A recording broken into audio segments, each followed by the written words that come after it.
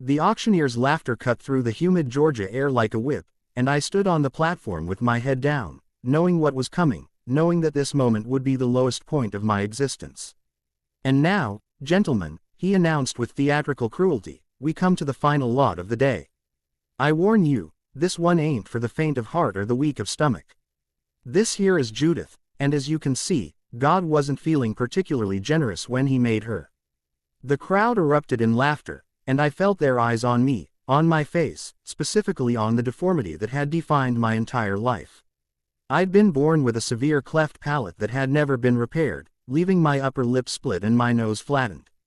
And when I was a child, I'd been burned in a kitchen fire, leaving the right side of my face scarred and twisted, my right eye partially closed, my skin pulled tight in ways that made people look away in disgust or stare in horrified fascination. My name is Judith, and on that August day, I was being sold at auction in Savannah, Georgia, not because I was valuable, but because I was worthless.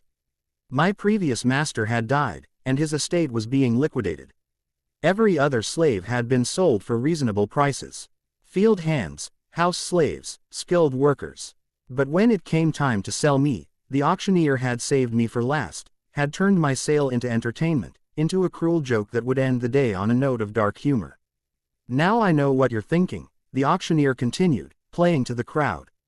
You're thinking, why would I pay good money for something that ugly? And you'd be right to think that. So, I'm not asking for good money. I'm asking for any money. Who'll give me something for this unfortunate creature? Anyone. Silence. The crowd shuffled, uncomfortable now, the joke losing its humor as the reality of my situation became clear. I was so undesirable, so unmarketable that no one would bid anything. Surely someone needs a field hand, the auctioneer tried, his voice losing some of its theatrical quality. Someone who can work even if she can't be looked at.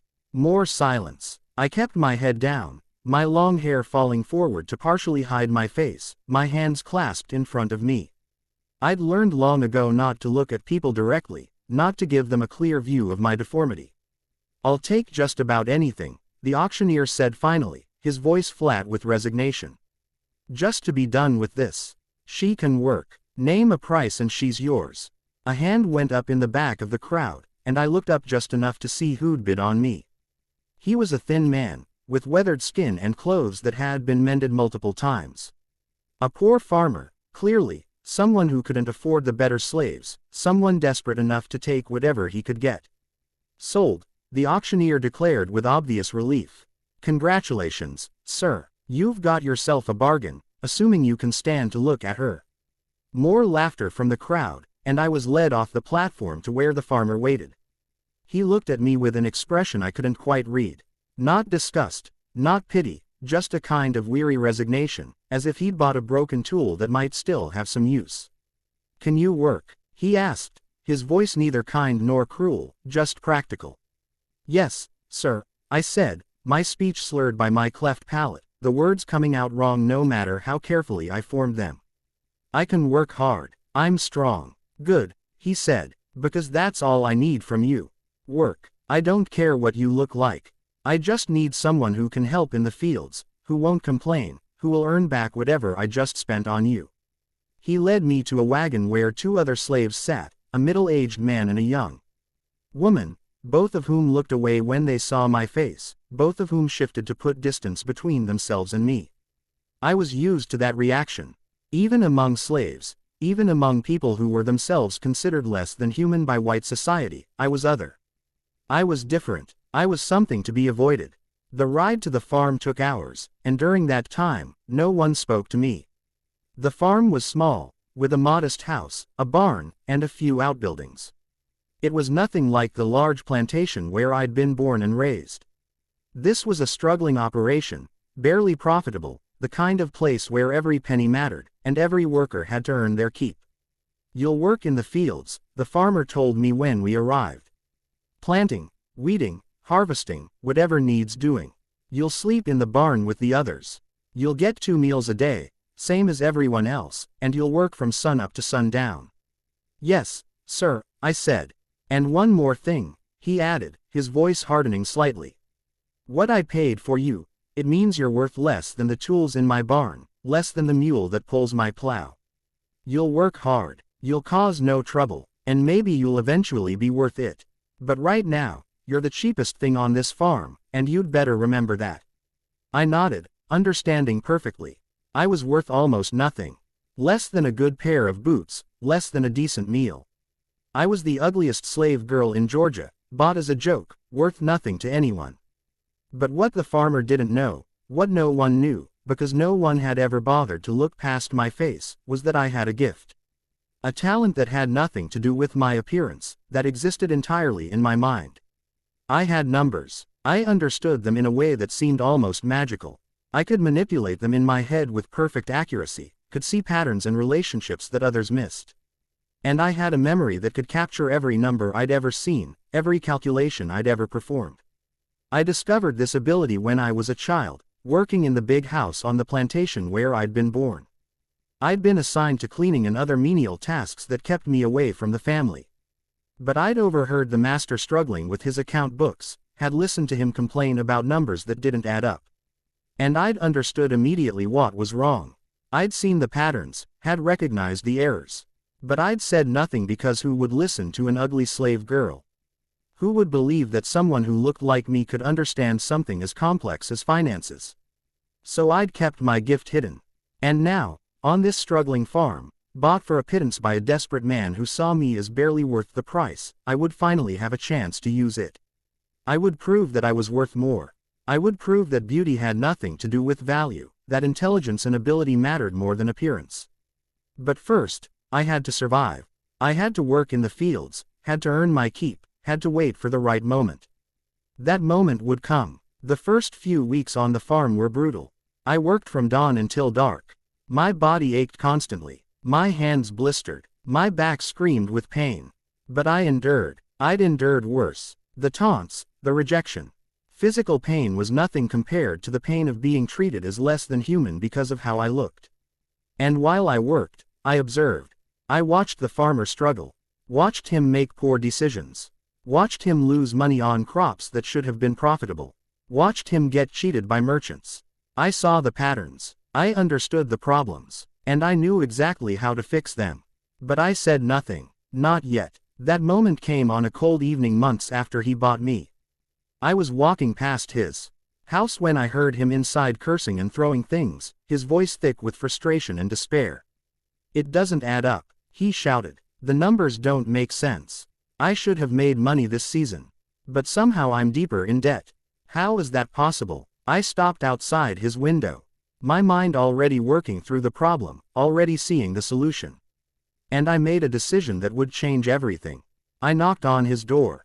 When he opened it and saw me, his expression shifted from surprise to annoyance. "What do you want, Judith? It's late. Get to the barn. I can help you, sir," I said, my slurred speech making the words difficult, but my meaning clear. "With your numbers. I can help you understand why you're losing money." He stared at me for a long moment.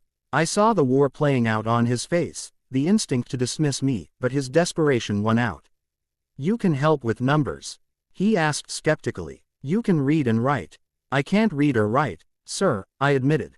"But I can do numbers in my head. I can calculate, can see patterns. If you tell me your numbers, I can help you figure out what's wrong." He laughed, but it was a bitter, desperate sound. "Fine, why not? I've tried everything else. Come in." I stepped into his house and he showed me his account books, his records. And I looked at them. My memory capturing every detail. And within minutes, I saw the problem. Multiple problems, actually. All of them costing him money. "You're being cheated, sir," I said. "By the merchant who sells you seed, he's charging you more than market rate. And the buyer who purchases your cotton is paying you less than he should. And your calculations for supplies are wrong. You're using twice as much as you need. Wasting money." The farmer stared at me, his mouth open. "How do you know all that? How can you possibly?" "I can see it, sir," I said simply. "In the numbers. I can see the patterns. I can remember every number you've shown me. And I can tell you exactly how to fix it." He was silent for a long moment, studying me with new eyes, seeing past my face for perhaps the first time. "If you can really do what you say," he said slowly, "if you can really help me turn this farm around, then you're worth a hell of a lot more than what I paid." Yes, sir, I agreed. I am. And that was the moment everything changed. That was the moment when Judith, the ugliest slave girl in Georgia, began her journey. Over the next months, I transformed the farm from a struggling operation on the verge of bankruptcy into a modestly profitable enterprise. I did it entirely through numbers. First, I addressed the immediate problems. The farmer confronted the merchants, armed with specific numbers I'd provided. Caught in their deception, they agreed to fair prices. But that was just the beginning. As the farmer began to trust my abilities, he started consulting me on every financial decision. Should he plant more of one crop or another? I calculated the projected yields, the market prices, the costs, and gave him precise recommendations. Should he invest in new equipment or repair the old? I analyzed the costs versus benefits and told him exactly which choice would maximize his return. I couldn't read or write. No one had ever taught me. But I didn't need to. The farmer would read his books to me, would tell me the figures, and I would remember every single number, would process them in my head, would see patterns and relationships that he couldn't see. "How do you do it?" he asked me one evening after I'd identified a discrepancy that had been costing him money for years. "How can you remember all these numbers, calculate so quickly, see things that I miss?" "I don't know, sir," I said honestly. "I've always been able to do it. Numbers make sense to me. They're clean, logical. They don't care what I look like. They just are what they are." He nodded slowly, understanding something that few people ever had. That my gift with numbers was compensation perhaps for everything else I'd been denied. Beauty, acceptance, normality. I had none of those things, but I had this ability that made me valuable in a way that had nothing to do with my appearance. My journey from being the cheapest, most despised lot at a slave auction to a position of indispensable value had begun with a single moment of being seen for what I could do, rather than for what I looked like. And I was only just getting started.